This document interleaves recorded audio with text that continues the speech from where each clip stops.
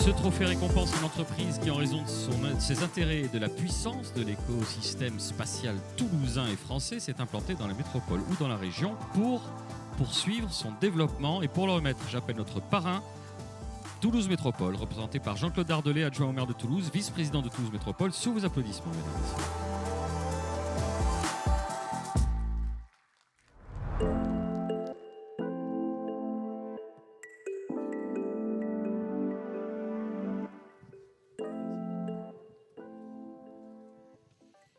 On vous retrouve avec plaisir, Jean-Claude. Alors, quelles sont les actions menées par Toulouse Métropole pour renforcer son attractivité auprès de la filière spatiale ? Oui, merci. Même si vous avez défloré une petite partie ce matin lors de votre discours introductif. Donc, bon, l'attractivité, c'est la capacité à séduire, à faire venir. Alors, trouver un emploi n'est pas le moindre des éléments d'attractivité, évidemment, mais on se rend compte dans ce fameux rapport Arthur Lloyd dont je parlais tout à l'heure que l'attractivité la mesure selon 71 critères dans 4 domaines. Figure parmi ces critères le bien vivre, le bien manger, la capacité donc à trouver du travail évidemment, mais aussi à ce qu'une famille s'insère facilement, à ce qu'il se développe culturellement aussi, à ce que les enfants trouvent des écoles à leur goût, qu'il y ait une capacité de résilience de l'emploi, c'est-à-dire qu'on puisse rebondir de l'un à l'autre. Enfin, il y a des tas, la capacité de bureau d'accueil, d'accueillir des grands événements comme celui-là, d'avoir voilà. Donc c'est assez large et protéiforme. Chaque année, ces critères changent, on les découvre une fois que le classement est fait. On ne peut pas malheureusement réorienter en fonction d'eux. De toute façon, on ne se bat pas pour être enfin, on se bat forcément pour être les meilleurs, mais pas forcément pour ce classement. Le classement est une conséquence, n'est pas un objectif. Voilà, donc le chiffre à se souvenir, c'est plus de 10 millions d'euros par an. Et quand on est à la Cité de l'Espace, que vous savez que le chiffre d'affaires de la Cité de l'Espace, c'est de l'ordre de 20 millions d'euros, et qu'un tiers, donc 7 millions, est directement financé au surplus, sinon il y aurait 7 millions d'euros de pertes chaque année, donc financé par Toulouse Métropole, plus 1,5 million à peu près d'investissements supplémentaires. Donc tous les 10 à 15 ans, on met un montant de 16 à 17 millions d'euros d'investissement. C'est le Lune Explorer, c'est cette salle, c'est ce bâtiment il y a une quinzaine d'années, etc. C'est le CPE, le contrat de plan État-région, pour lequel on finance 2,3 millions au CNES directement. C'est le Toulouse Space Festival. C'est aussi des tas d'actions auprès des fonds européens. On va chercher des fonds européens pour aider toutes les entreprises qui participent à nous aider à relever des grands enjeux. Là aussi, dans les critères d'attractivité, c'est un territoire qui est engagé dans sa capacité à relever les grands défis qui nous font face, environnementaux, santé, numérique, etc. Donc pour ça, on est très engagé, évidemment, avec l'ensemble des collectivités, avec l'ensemble des partenaires, et voilà quoi. Allez Jean-Claude, je vous propose qu'on découvre ensemble les nommés dans la catégorie attractivité. Astroscale, tiens, ça me dit quelque chose. On l'a déjà vu. Développe des solutions innovantes évolutives dans tout le spectre de l'entretien en orbite, notamment la prolongation de la durée de vie, la connaissance de la situation dans l'espace, la fin de vie, l'élimination active des débris afin de créer des systèmes spatiaux durables et d'atténuer l'accumulation croissante et dangereuse de débris dans l'espace. Nous avons TechEver, décompose son activité spatiale en 2 branches. La première sur la technologie avancée de liaison intersatellite, la seconde sur le développement de radars à synthèse d'ouverture adaptés aux besoins des petits satellites. Je vais lire à la française et je m'en excuse. 3 IPK mis sur la blockchain pour tracer et identifier les images satellitaires d'observation de la Terre, avec pour objectif de créer une empreinte numérique des fichiers stockés dans la blockchain et de lutter contre les deepfakes géographiques. On va vous remettre juste derrière vous une enveloppe. Merci. Là encore, beaucoup de suspense. Petit suspense. Le lauréat doit se faire un sang d'encre. Alors en ouvrant, je précise quand même que la tribune réunit le jury qui vous a été présenté en début de journée. Et c'est une matinée de travail durant laquelle on épluche chacun des dossiers scrupuleusement, avec attention, et on remet ces notes, on les affiche, on les confronte entre nous. C'est un vrai exercice de jury et je remercie la tribune de rendre ce travail le plus sérieux qui soit. And the winner is Astroscale. Philippe Lapp, merci de nous rejoindre.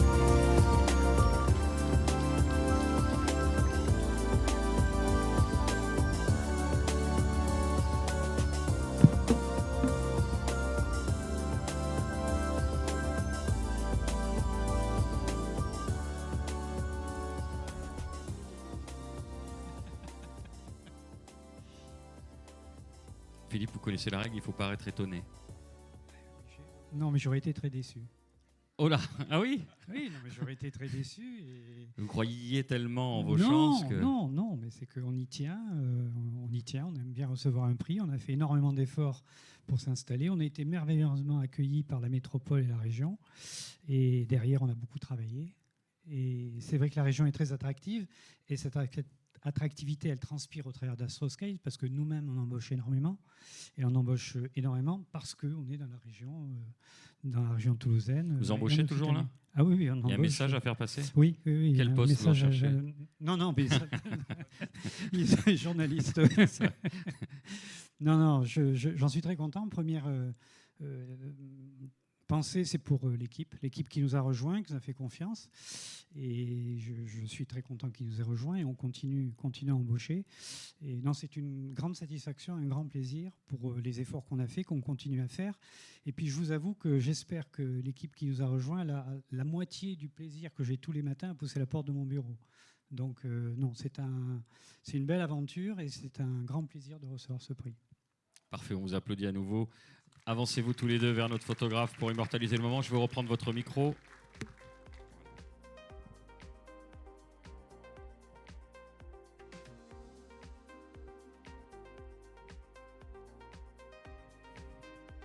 Merci à Toulouse Métropole et merci à tous les deux. Vous repartez sous les applaudissements du public puisqu'on remet tout de suite notre 4e trophée. Il s'agit du trophée Étoile montante.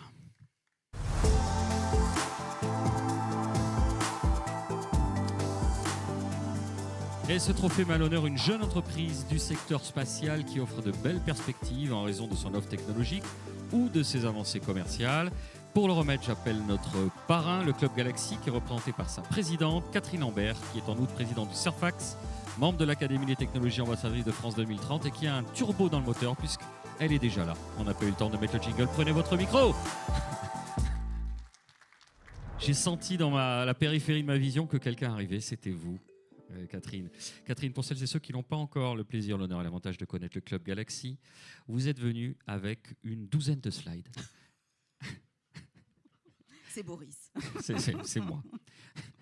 Non, quelques slides pour présenter le club. Le club, oui. Bonjour à tous. Et pour ceux en effet qui ne connaîtraient pas le club, c'est 25 ans. 25 ans pour aider au développement et au rayonnement du secteur spatial. Et aujourd'hui, ça représente, alors on peut passer, voilà. Aujourd'hui, ça représente 120 dirigeants d'entreprises et d'organismes de formation et de recherche. Et c'est représentatif de notre écosystème ici en Occitanie. Donc, nous nous développons avec 3 axes stratégiques. Un premier qui est créer du lien entre les membres et avec un point qui est très important, c'est dans un climat convivial et de confiance. Un deuxième axe sur la valorisation de la dynamique du spatial et un troisième pour proposer des actions innovantes, des projets innovants entre les membres du club.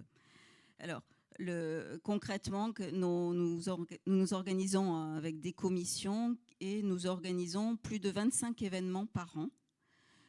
Donc ça peut être nos déjeuners mensuels qui nous permettent de mieux se connaître. Nous avons des visites d'entreprises. Nous avons des petits déjeuners pour approfondir des sujets d'actualité. Nous avons aussi une grande soirée entrepreneuriat et le prix Galaxy, donc orienté sur le soutien de l'entrepreneuriat, et des dîners débats avec des invités de prestige. Donc au Club Galaxy, nous créons un terreau riche et fertile qui nous permet de soutenir le développement de nos entreprises. Alors comme vous le voyez sur cette slide, les membres du Club Galaxy, cela représente à la fois des grands groupes, des ETI, des PME, des start-up, des organismes de recherche, de formation. Donc concrètement, nous arrivons à réunir toute la chaîne de valeur du spatial, des infrastructures jusqu'aux applications et aux services associés. Il y a encore une slide. Oui, c'est pour parler du prix Galaxy. Très bien. Non, mais aussi, il y a quand même une expérience, parce que ce n'est pas un hasard que vous soyez sur ce prix-là, Étoile montante, puisque vous avez une longue expérience dans le fait finalement de faire de la veille sur les futurs grands du secteur. Racontez-nous. Les futurs les pépites. Les pépites, c'est ça. Oui, en effet, une des priorités du Club Galaxy, c'est de soutenir l'innovation et l'entrepreneuriat. Et c'est bien l'objet du prix Galaxy. Donc le prix Galaxy, c'est un prix annuel qui a plus de 15 ans. On est à la 16e édition de ce prix. Donc l'objectif, c'est de promouvoir et de soutenir à la fois l'innovation et l'esprit d'entreprendre. Donc nous avons lancé au début de l'été l'appel à candidature. Donc il est encore ouvert, donc si vous souhaitez candidater, n'hésitez pas jusqu'au 16 septembre. Et surtout, notez tous dans vos agendas la soirée de remise du prix qui est le 4 novembre, où vous aurez l'opportunité de découvrir de nouvelles pépites et surtout de pouvoir poursuivre les discussions avec l'écosystème du spatial en région. Merci beaucoup Catherine. Je propose qu'on découvre ensemble les nommés dans la catégorie étoile montante. On commence avec Sirius Space Services. Sirius Space Services souhaite créer un accès souverain et compétitif à l'espace avec le développement d'une gamme de 3 petites fusées réutilisables avec en commun le réservoir, le moteur fabriqué à 85% à partir de fabrication additive. Résultat des coûts et une empreinte carbone réduite, elle vise des lanceurs 100% réutilisables 10 ans après son lancement inaugural. Skynopy propose une solution de connectivité de bout en bout permettant aux opérateurs de satellites de communiquer avec leurs satellites en orbite basse. Spartan Space développe des habitats ergonomiques, modulaires et confortables, et le CNES lui a confié un projet ambitieux coordonner la conception de la combinaison spatiale des astronautes européens. Et enfin, Unseen Labs, pionnier et leader du traitement du signal par radiofréquence grâce à sa constellation de 13 satellites conçus pour la surveillance maritime. Elle améliore la détection, le suivi et la caractérisation des navires en mer afin de lutter contre la pêche illégale, la piraterie et d'autres activités illicites en couvrant de vastes zones en mer. On va vous remettre, Catherine, une enveloppe. Ne faisons plus attendre cet astre dont l'éclat se fera sans doute chaque jour un peu plus vif. J'ai le droit d'être lyrique. Oui, encore un peu. Et donc le lauréat de la catégorie étoile montante est Skynopy.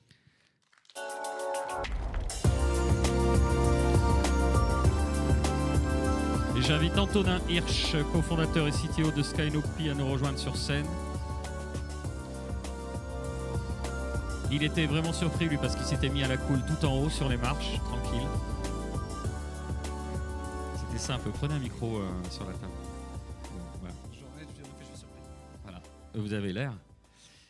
Quelques mots. Alors, je suis doublement surpris parce que Mettez bien le micro là. je suis doublement surpris parce que c'était mon cofondateur et associé qui devait venir aujourd'hui, mais qui a un problème de santé. Donc, j'ai bien fait de venir pour avoir ce prix-là.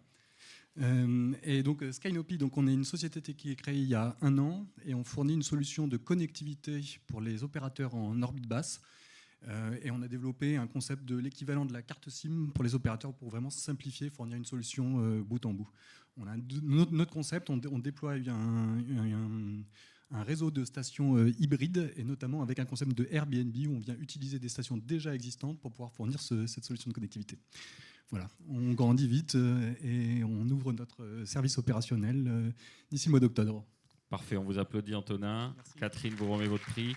Je vous invite à poser pour la photo, je prends votre micro.